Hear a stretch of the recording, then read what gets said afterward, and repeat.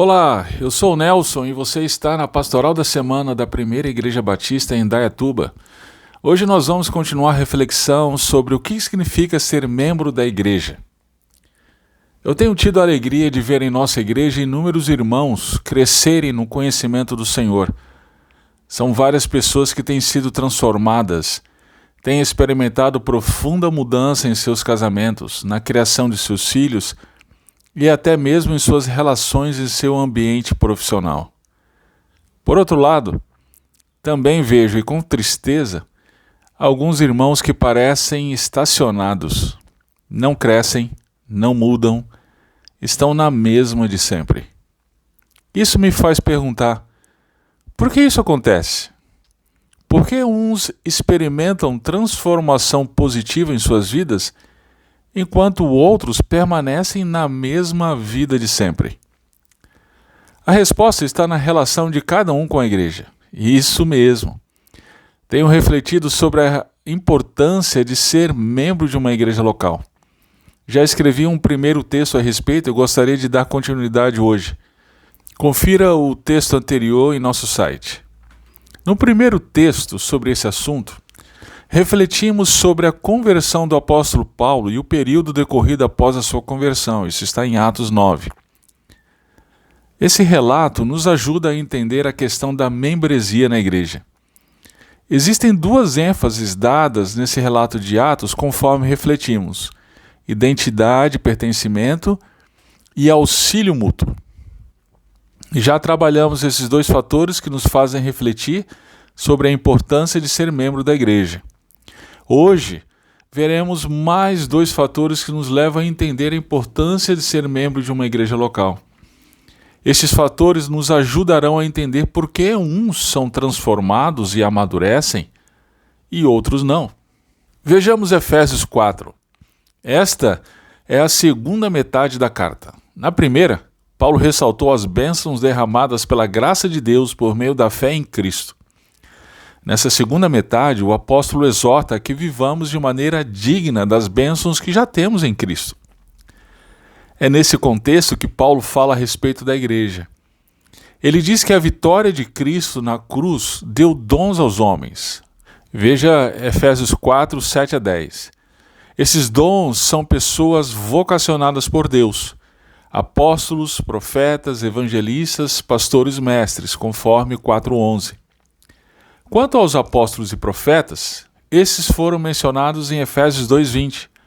São aqueles que compuseram o Antigo Testamento e o Novo Testamento e, portanto, compõem o fundamento da igreja.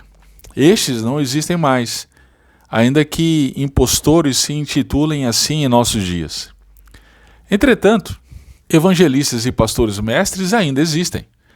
E é muito importante perceber o que acontece com a atuação deles na igreja. É aí que vemos a importância de ser membro da igreja. Então vamos lá. Em primeiro lugar, edificação mútua. Veja no verso 12. A atuação dos dons na igreja incide no aperfeiçoamento dos santos para a obra do ministério e para a edificação do corpo de Cristo. Perceba, cada um na igreja é aperfeiçoado naquilo que Deus o chamou, e isso faz com que a igreja seja edificada. Ou seja, é na igreja que somos capacitados para sermos maridos, esposas, pais, filhos, patrões, empregados, de acordo com a vontade de Deus. Cada parte em unidade, atuando corretamente, edifica o corpo de Cristo. Veja, líderes capacitando os crentes ao ministério, homens liderando, mulheres auxiliando, mulheres mais velhas discipulando mulheres mais novas, crentes discipulando outros crentes. Tudo isso junto coopera para a edificação do corpo de Cristo. Incrível, você não acha? É bem diferente do modelo que encontramos em muitas igrejas, onde somente um grupo específico de pessoas trabalha e os demais assistem. Existe ainda um elemento que deve nos fazer refletir sobre a importância de ser membro da igreja local. Vejamos, em segundo lugar, então, a maturidade. Olha o verso 13 de Efésios 4. Todos cheguem à unidade da fé, todos cheguem ao pleno conhecimento do Filho de Deus, todos cheguem ao estado de homem feito, todos cheguem à medida da estatura de Cristo. Veja que a grande questão envolvida é a maturidade.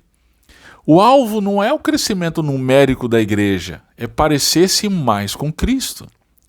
Os crentes em Cristo crescem até que cheguem à medida da estatura de Cristo.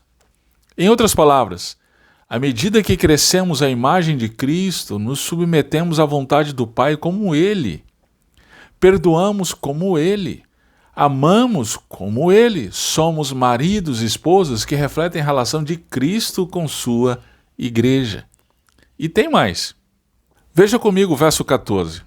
Sendo capacitados, os crentes amadurecem de acordo com o caráter de Cristo e deixam de ser inconstantes como crianças, aprendendo a rejeitar o que é falso.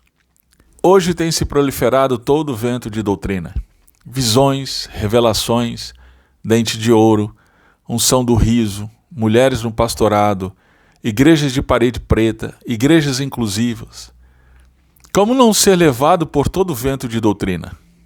Paulo nos diz, a igreja.